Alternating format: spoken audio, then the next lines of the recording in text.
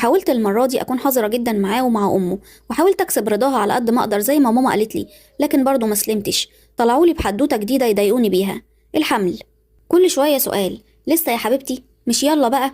عاوزين نونو نفرح بيه قبل ما نعجز. ولما الموضوع طول بدأ ليفل الحوار يعلى عن كده، زي مثلا: اللي زيك عندهم عيل واتنين، شكلك كده ما فيكيش للخلفة. وانا اصلا كان عندي وقتها 13 سنة، عيل واتنين ايه مش عارفة صراحة. وطبعا ما سكتوش بالكلام وبس، بدأوا كمان يودوني لدكاترة. رحت ل8 دكاترة، بس كلامهم كلهم كان واحد: اني لسه صغيرة واني ما عنديش اي مشكلة بالنسبة للحمل، والموضوع مسألة وقت مش اكتر. لكن الكلام ده طبعا ما كانش داخل دماغهم، وكانوا بيتعاركوا مع الدكاترة ويقنعوهم انهم يدوني اي ادوية عشان احمل. وفي الاخر بعد ما صبرهم نفذ قرروا انهم يعملوا لي عملية حقن مجهري.